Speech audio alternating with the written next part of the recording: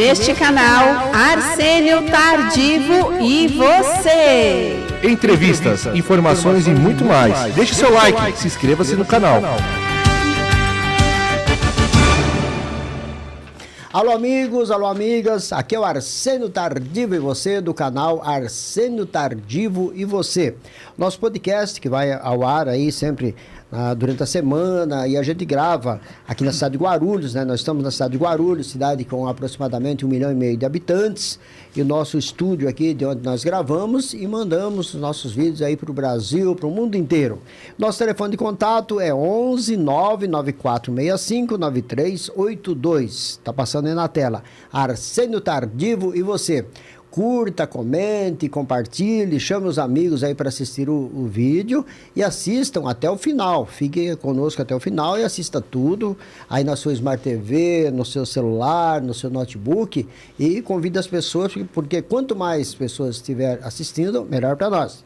E hoje, eu, Arsênio Tardivo, que também sou corretor de imóveis, estou aqui recebendo uma visita com uma pessoa que vai bater um papo conosco. Vamos trocar ideias, que é uma pessoa muito experiente, um grande advogado famoso aqui da cidade de Guarulhos, doutor Indalécio Ribas. Tudo bem, doutor? Tudo bem, Arsênio. Boa tarde a todos que estão nos ouvindo. É uma satisfação mais uma vez estar aqui com você, Arsênio, nesse bate-papo, falar um pouquinho sobre a carreira do corretor de imóveis, documentação necessária, né, para fazer uma boa venda. É interessante hoje o nosso tema. E aproveitando essa oportunidade, Arsênio, que queria falar para você a respeito desse assunto importante, né?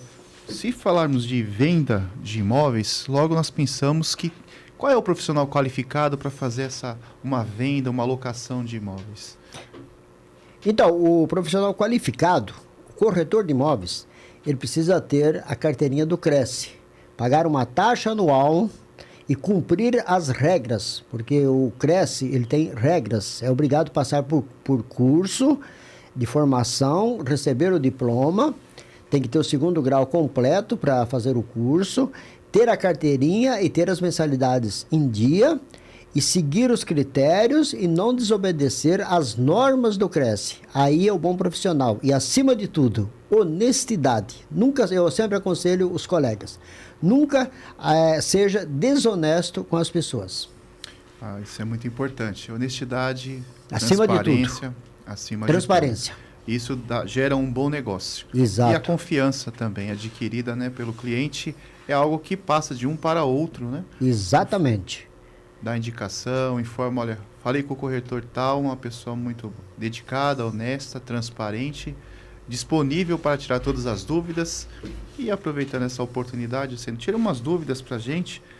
Tem muita gente que não sabe a diferença de um contrato de compra e venda de imóveis e de uma matrícula, né?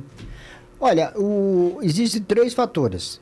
O contrato de compra e venda, ele é assinado entre as duas partes, só com 2 testemunhas.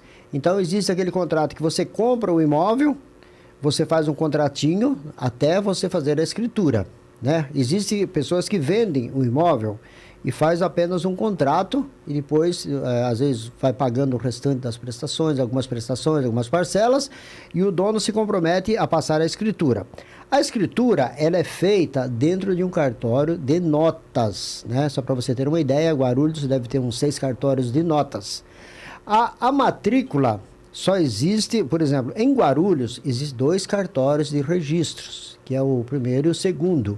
Então, a matrícula, ela existe dentro do cartório de registro. Ali não tem como existir 2 matrículas no imóvel. Se tiver 2, é estelionato, não pode. Agora, escritura, há a possibilidade de alguém vender o imóvel até 2 vezes, né? Então, pelo cartório de notas, às vezes a pessoa vende um imóvel aqui em São Paulo, faz uma escritura aqui, vai lá no outro estado e enrola um outro coitado lá e vende para outro. Só que a matrícula aqui é que consta tudo.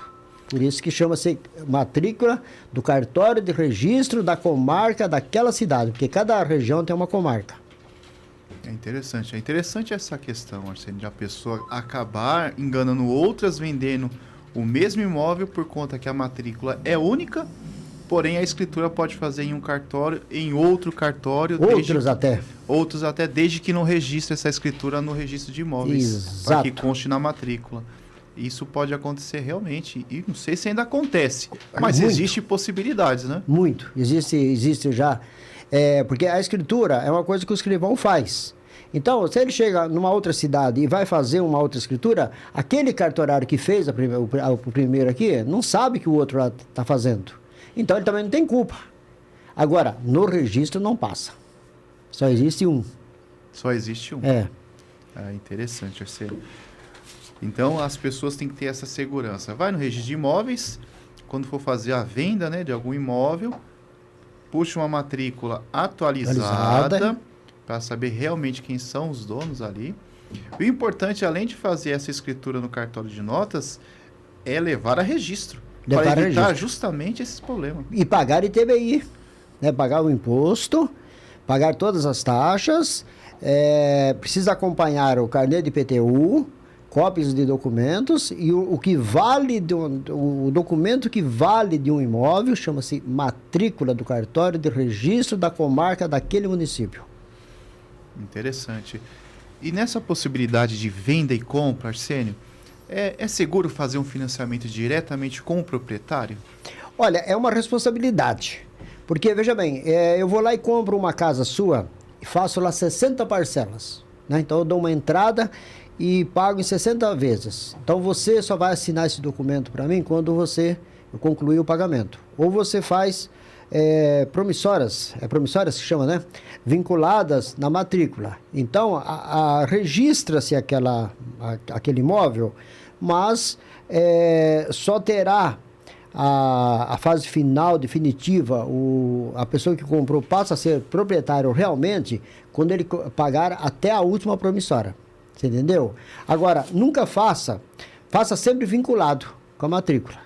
Nunca faça para ir pagando aos poucos, porque se acontecer lá do cidadão falecer, que te vendeu, aí você pode ter problema com a família depois. A família fala, mas meu pai vendeu muito barato, então não compensou para nós, ele só fez um contrato de compra e venda, nós somos herdeiros. Então, por isso que existe a matrícula que dá a garantia para quem é o verdadeiro dono. Legal, bom, bem esclarecido, Arcênio, é bom, importante saber isso. Arcênio, mas a maioria das pessoas também, que a gente percebe, ela faz financiamento bancário, né? É interessante fazer o financiamento bancário, porque geralmente você dá uma pequena parcela para o banco e o banco financia o valor montante desse imóvel. Não é isso mesmo? É interessante? É interessante porque o banco te dá um amparo. Você compra via banco. E outra coisa, aí também tem que passar pelo agente financeiro, vai o engenheiro do banco vistoriar se aquele imóvel realmente existe, se ele é habitável. Vou te dar um exemplo. Se o engenheiro chegar no imóvel que você está vendendo via financiamento, se ele tiver faltando vaso sanitário, tiver faltando torneira, o engenheiro não aprova. Então o imóvel tem que estar habitável, porque o banco está assumindo uma responsabilidade, porque o banco também é dono daquilo ali. Se você não pagar a dívida, o financiamento, o banco vai te penhorar aquele imóvel e aquele imóvel vai passar a ser do banco, da entidade financeira que financiou aquele imóvel. Aquele cidadão que comprou e atrasou lá hoje, atrasou 3, 4 parcelas, já corre o risco de ir para leilão. E aí não tem volta.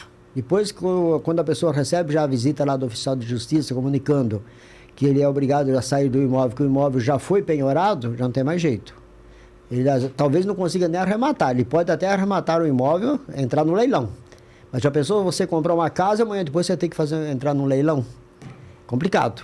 É complicado e é muito dolorido para então quem suporta isso. Né? Melhor coisa, via banco. Eu sempre aconselho as pessoas. Via banco, nunca contrato de gaveta, contrato feito só de compra e venda para segurar o negócio, princípio de pagamento. Fez o financiamento, você tem um amparo, porque está passando por uma instituição financeira, com visita de engenheiro, com laudo técnico, laudo se o imóvel não está correndo risco também, tudo isso aí. Interessante, tem toda uma história tem. Né, do imóvel a ser percorrida em um processo para poder chegar até o financiamento. Tem tudo isso. É interessante isso, Arcênio. E o banco, naturalmente, traz essas penhoras, Arcênio, para essa pessoa, e você já chegou a presenciar uma desocupação de um imóvel? É triste. Tive a oportunidade de ver.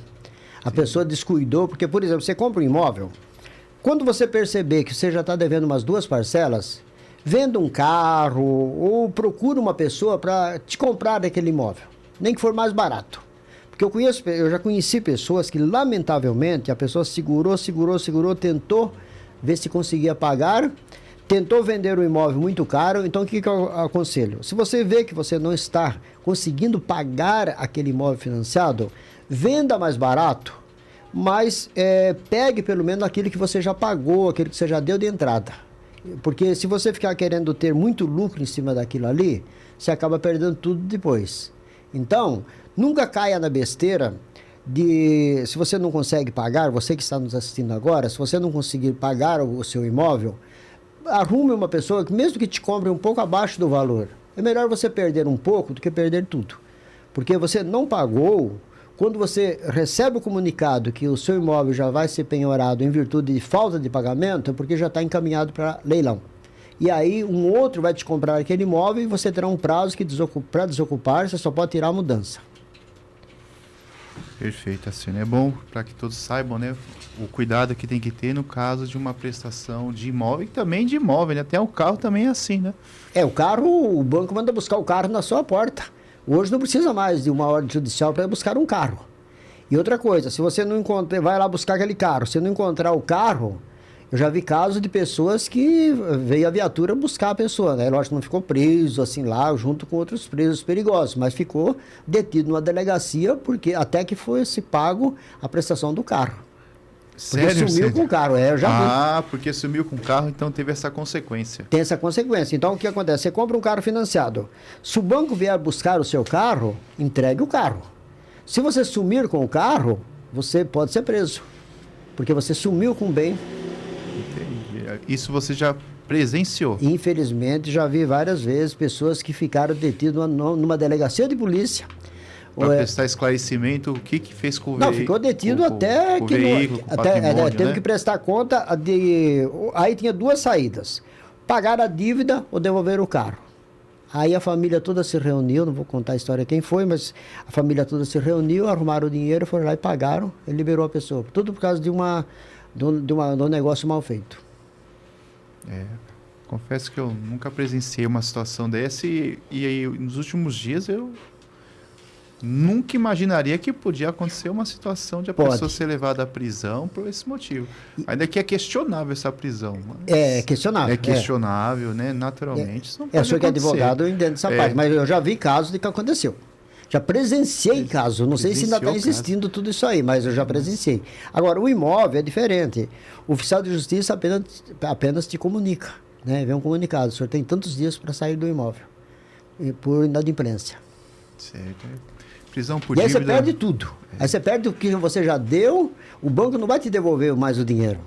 Então, se você não pode pagar o imóvel, venda mais barato. Fique livre daquilo ali. Antes que vá a leilão, né? Antes que vá para leilão. Porque depois não tem mais jeito. Depois não tem mais jeito. Infelizmente, a gente sabe que depois que o banco consolida a propriedade, ele vai levar a leilão de todo jeito. Porque você já deu uma entrada. Você pagou o ITBI daquele imóvel. Pagou o registro. Pagou tudo que tinha que pagar. Pagou 2 anos de mensalidade. E aí você sai de mãos abanando só com a mudança, é triste. Eu já vi acontecer e não foi uma vez só, não. Várias vezes, né? Várias vezes.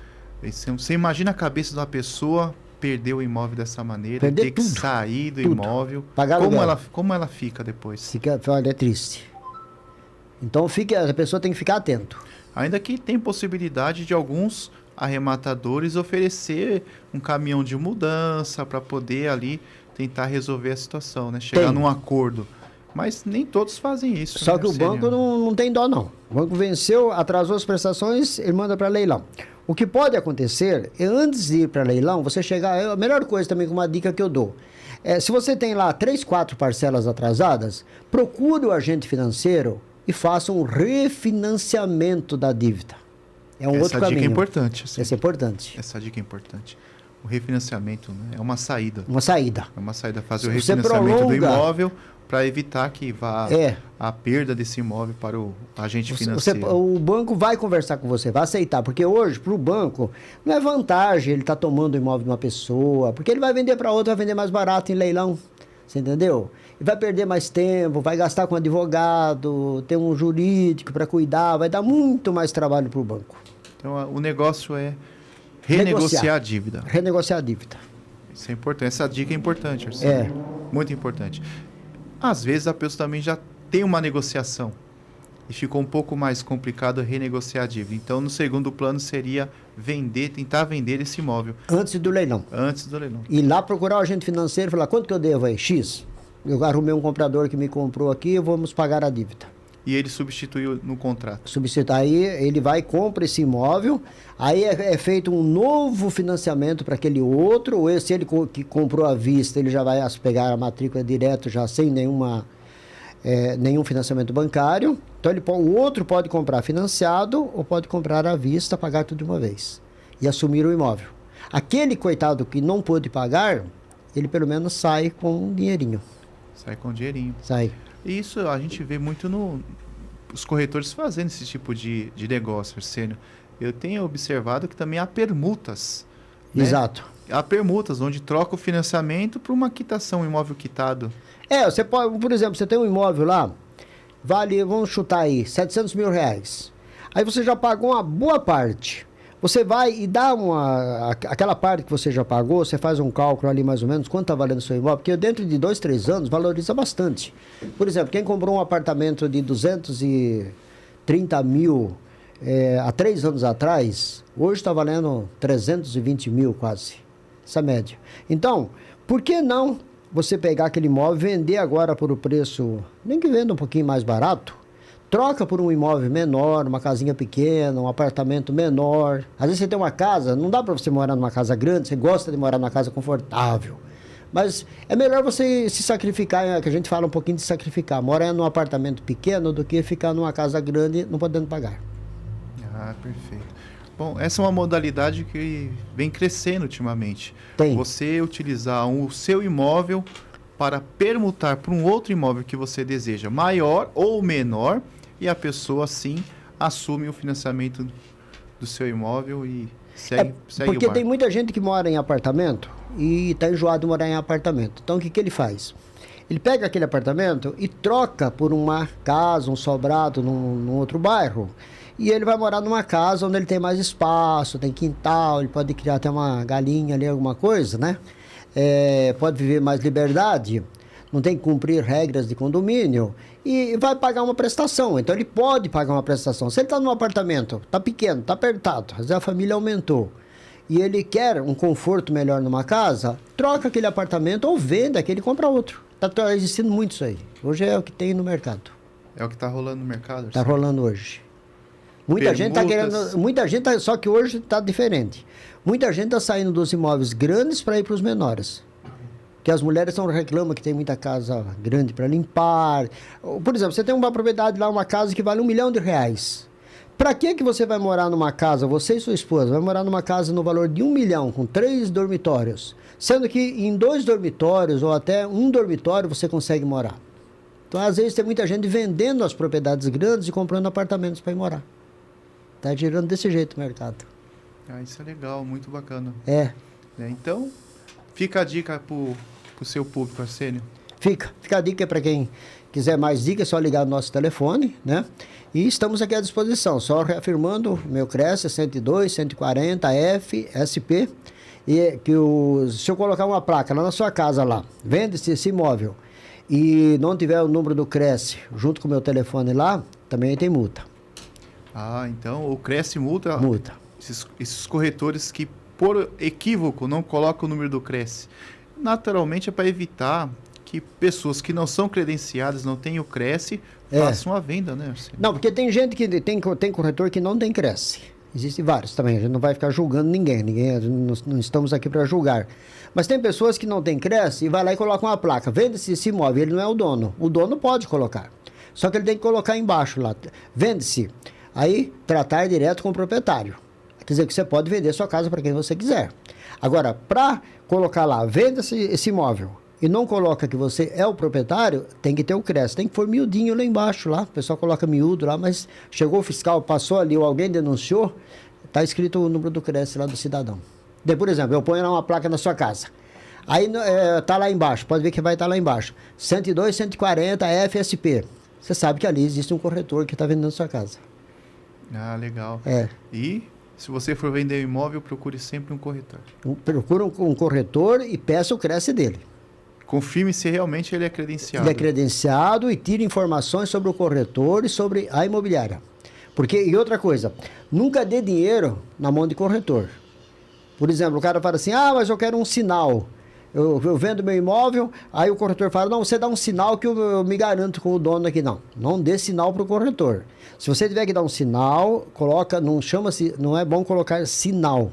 Coloca-se princípio de pagamento. Porque para isso, se alguém desistir daquele negócio, já existe multa. Sabe quanto que é a multa? 10% do valor do imóvel, 6% de comissão da imobiliária que está vendendo. Então, quem se arrepender tem que pagar tudo isso. 10% sobre o valor do imóvel e 6% de corretagem, porque o corretor não teve culpa se eles discutiram lá e desistiram do negócio. Sim, o corretor fez o trabalho dele, dele. Apresentou o imóvel, fez o contrato, puxou matrícula, puxou certidões. E outra coisa, nunca compre do imóvel sem tirar todas as certidões. Quem precisar de informação, procure um advogado, contrate um advogado para puxar todas as certidões, pegue um corretor experiente que puxe todas as certidões. Isso é importante para dar segurança para o negócio que está sendo sendo vendido. Ver se não tem processo, porque Sim. Pode ter lá uma penhora naquela matrícula. Por que eu falei da matrícula? Para ver se não teve nenhuma penhora naquele imóvel, se o proprietário do imóvel não teve nenhuma cobrança trabalhista, que é complicado. Você sabe que hoje é mais fácil se resolver um caso trabalhista do que um civil, né? Porque o que acontece? O juiz manda pagar primeiro a questão trabalhista.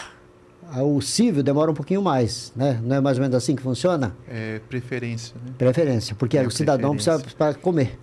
Questão alimentar. É interessante, sim, observar sempre essas certidões, por conta que pode estar ocorrendo execuções. Exato. Né? Então, para evitar isso, era bom consultar todo o processo trabalhista, se existe algum processo trabalhista em execução. Civil. E também o cível. E a receita. Existe. Tributário também. Tributário também. Pode ser que tenha débitos com o município. Criminal. Tem execução.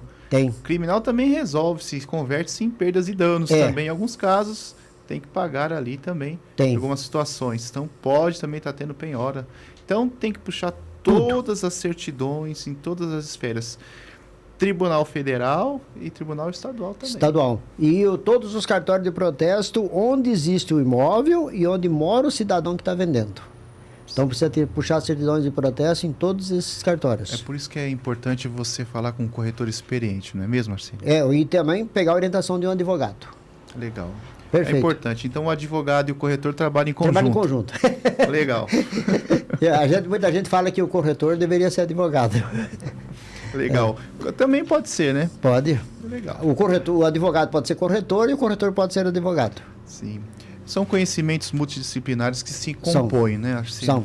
E é interessante para trazer segurança jurídica a todas as partes envolvidas no negócio. E outra coisa, nada melhor, doutor, nada melhor.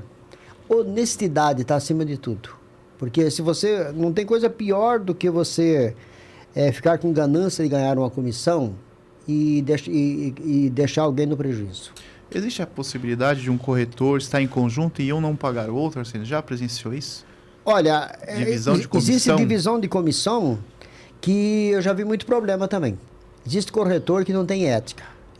Por exemplo, se eu vendo um imóvel, o senhor me apresentou um cliente, eu arrumei o comprador, nós vendemos o imóvel junto, nada melhor que nós dividirmos a comissão. É o mais correto. Então Sim. Não adianta passar a perna um no outro que todo mundo fica sabendo. A fama corre. A fama corre. E é uma fama negativa. Negativa e pega mal. Pega mal. Pega mal. Mas gostamos do bate-papo hoje, doutor. Não, legal. É importante trazer esclarecimento, Arcênio, para as pessoas saberem como funciona um financiamento bancário, como funciona uma venda, uma permuta. Né? E hoje foi bem esclarecedor o assunto. Foi ótimo o nosso papo hoje. Então agradeço também ao doutor por estar aqui conosco hoje. Então fica a dica para o seu público. Quando for comprar um imóvel, procure um corretor. Procure um corretor e a orientação de um advogado. Legal. Perfeito. Então, a você que está nos assistindo, muito obrigado. Muito obrigado, Brasil. Obrigado a você que está em outro país. Obrigado, Aber, nosso produtor. E até o próximo vídeo. Até o próximo vídeo. Conto com o senhor aqui mais vezes. Ok, pode chamar.